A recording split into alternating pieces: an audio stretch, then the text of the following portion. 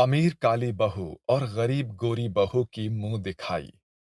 अनीता के घर में आज बहुत खुशियों का माहौल था। आज अनीता के दोनों बेटे विवेक और अयान की शादी हो गई थी। बहुत अच्छा हुआ कि मेरे दोनों बेटे की शादी एक साथ ही हो गई।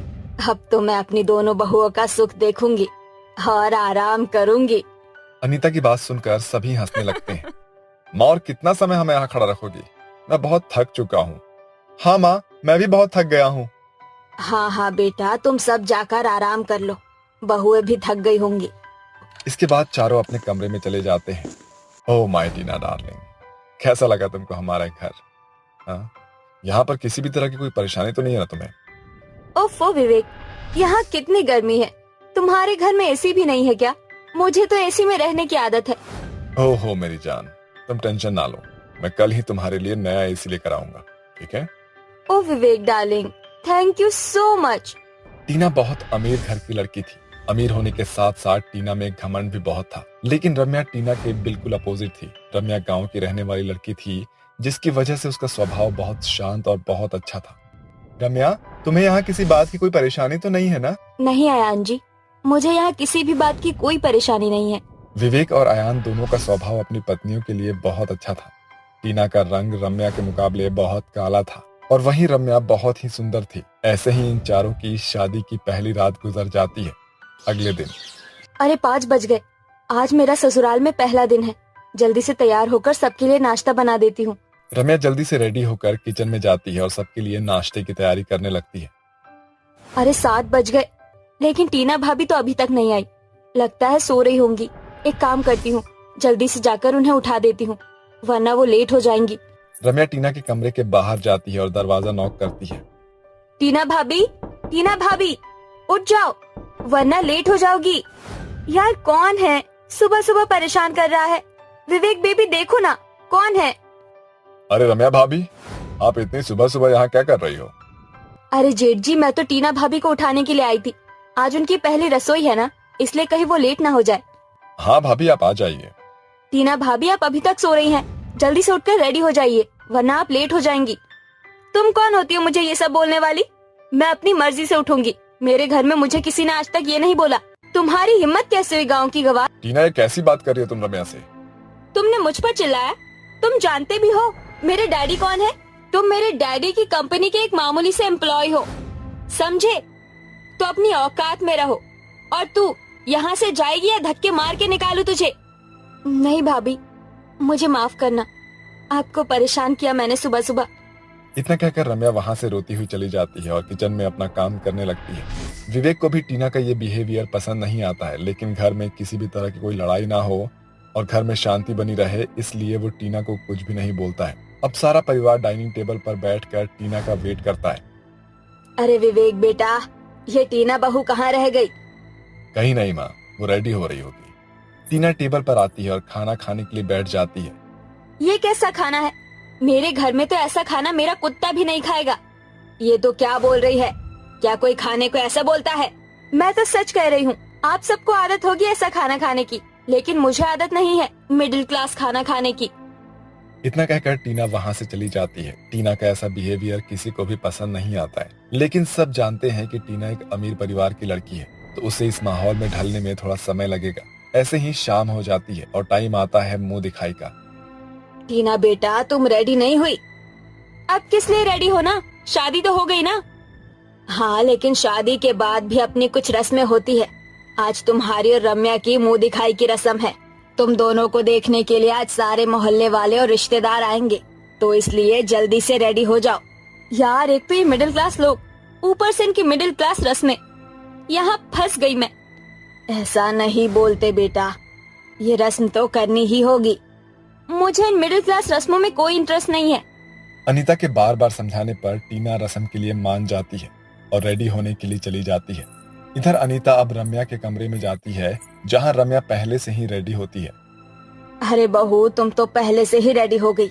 हाँ माँ जी, आज मुंह दिखाई की रस्म है ना, इसलिए मैं रेडी हो गई। चलो अच्छा है कि तुम पहले से ही रेडी हो गई। इतना कहकर अनीता वहां से चली जाती है और थोड़ी देर बाद ही मुंह दिखाई की रस्म भी शुरू हो जाती है, जहां दोनों बहुएं तैयार होकर बैठी होती है। रम्या की खूबसूरती को देखकर सारी औरतें उसकी बहुत तारीफ करती है।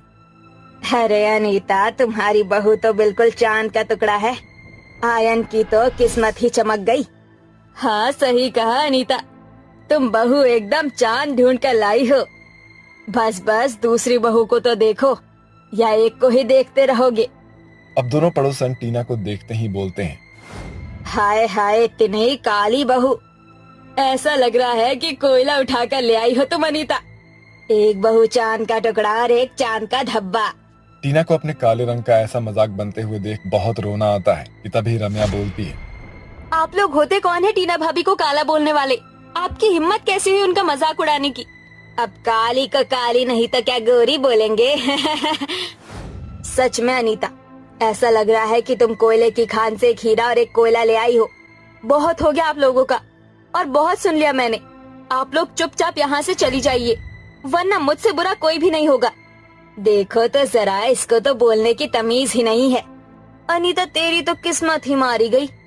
एक बहू काली और दूसरी इतनी जुबान चलाने वाली। मेरी बहुओं को बोलने की कोई जरूरत नहीं है।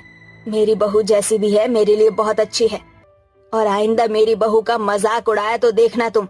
और मेरी बहू ने तुम्हें यहाँ से जाने के लिए बोला है, क्या तुमने सुना नहीं? दोनों जा रहे हो या मैं धक्का देकर बाहर निकालूं?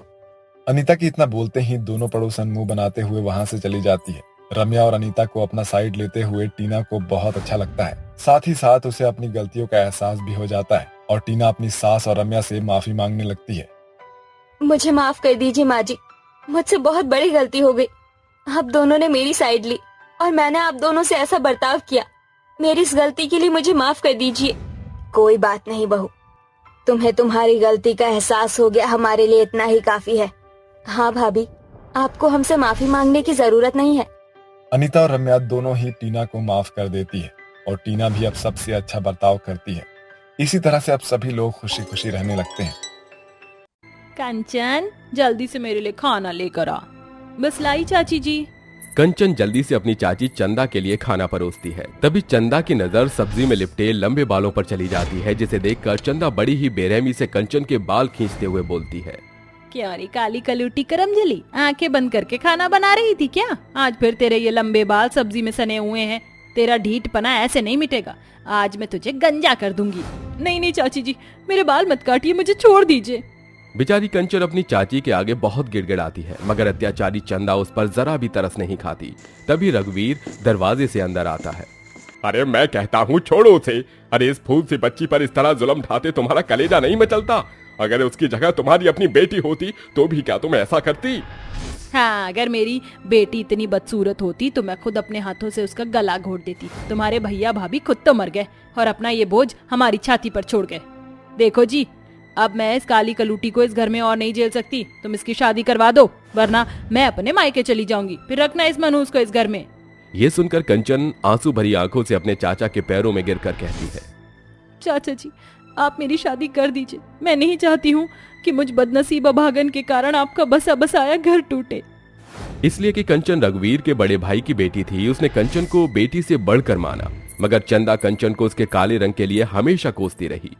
अगले ही दिन से रघुवीर कंचन की शादी के लिए रिश्ते देखने लगता है और कुछ ही दिनों में कंचन की शादी कौशल्या के सबसे छोटे बेटे रवि से हो जाती है और वो बहू बनकर ससुराल आती है, जहां उसकी गोरी जेठानी शिखा और श्रेया उसका गृह प्रवेश कराती हैं। कंचन, इस कलश को गिराकर अंदर आ जाओ। थोड़ी देर में मुंह दिखाई की रस्म शुरू हो जाती है। तभी शिखा कहती है, सासू माँ आगे आइए और हमारी देवरानी जी की मुंह दिखाई शुरू कीजिए। जैसे ही कौशल्या कंचन का घूंघट उठाती है, तभी उसकी दोनों गोरी बहुएं अपनी काली देवरानी की हंसी उड़ाती हैं। अरे ये क्या माँ जी, हमने तो सोचा था कि हमारी देवरानी कोहिनूर के हीरे जैसी होगी, मगर ये तो कोयले की खान निकली।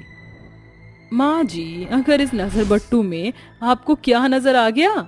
इससे लाख गुना सुंदर तो मेरी बुआ की बेटी ब्यूटी थी। अगर वो देवरानी बनकर आती तो भर भर कर दहेज लाती। श्रेया बहू, शिखा बहू, सुंदरता ही सब कुछ नहीं होती, समझी तुम? सौ ने सच कहा तूने कौशल्या। गोरे रंग का इतना गुमान अच्छा नहीं है, क्योंकि ये गोरा रंग 2 दिन में ढल जाएगा। और एक दूसरी बात, अगर भगवान इंसान के अंदर एक खूबसूरती देता है तो एक खोट भी जरूर देता है।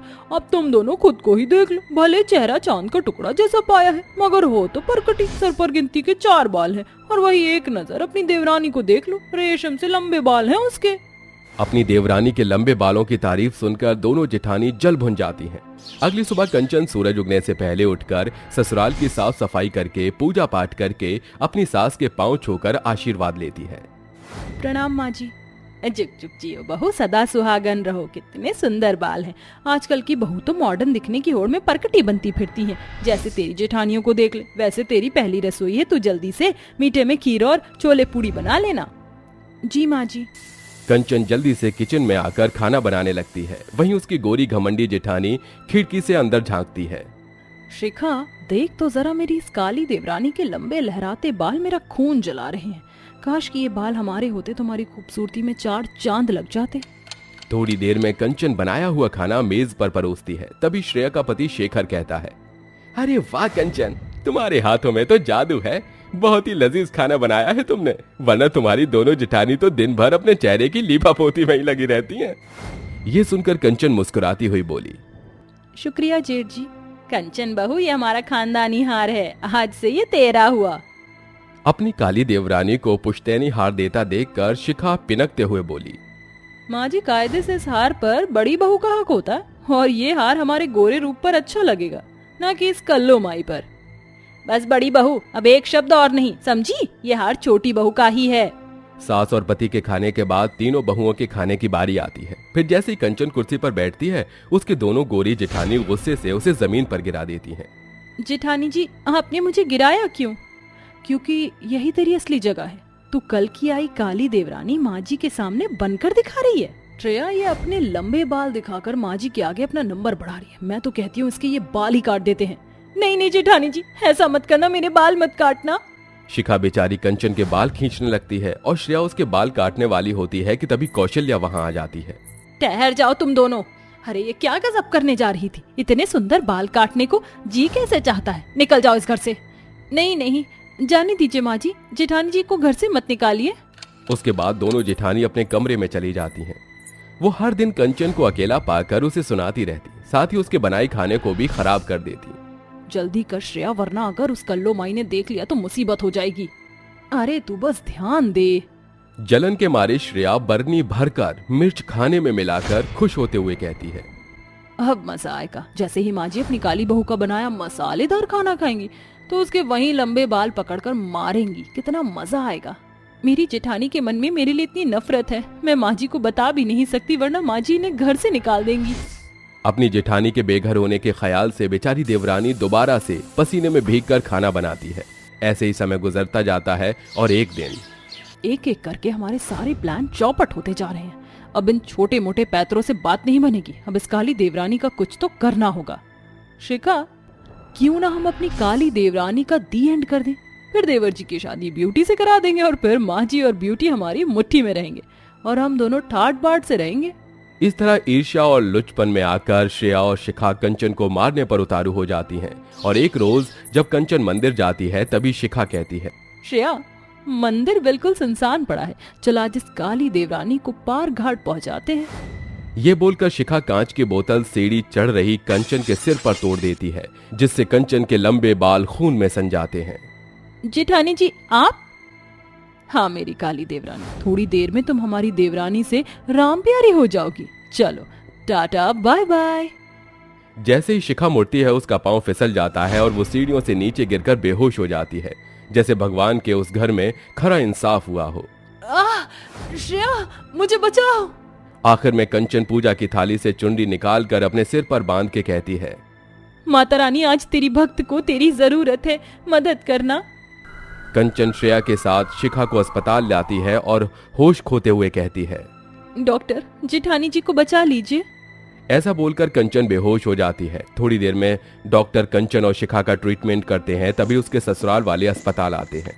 श्रेया बहू, ये सब कैसे हुआ? इस सब की कसूरवार मैं हूँ माँ जी। श्रेया रोते हुए कौशल्या को सारी बात बताती है। 24 घंटे के बाद जैसे ही शिखा होश में आती है तो कहती है, डॉक्टर, मुझे मेरी देवरानी के पास ले चलो। शिखा को कंचन के वार्ड में शिफ्ट किया जाता है, जहां शिखा डबडबाई हुई आंखों से अपनी काली देवरानी को देखकर कहती है, कंचन, मुझे माफ कर देना। मैं हमेशा तुमसे जलती रही और तुमसे तुम्हारी जिंदगी भी छीनने की कोशिश की, मगर तुमने मेरी जान बचाई। मुझे माफ कर दो मेरी बहन। हाँ कंचन, मुझे भी माफ कर दो। शिखा भाभी, श्रेया भाभी, आप दोनों मुझसे माफी मत मांगिए। शायद उस होनी को होना ही था। जो बीत गई मेरे दिल में आज भी आप दोनों की जगह वही है जो कल थी। अपनी काली गोरी बहुओं के बीच मेल मिलाप देखकर कौशल्या बहुत खुश होती है। उस दिन के बाद से श्रेया और शिखा अपनी काली देवरानी के साथ हंसी खुशी रहने लगती हैं।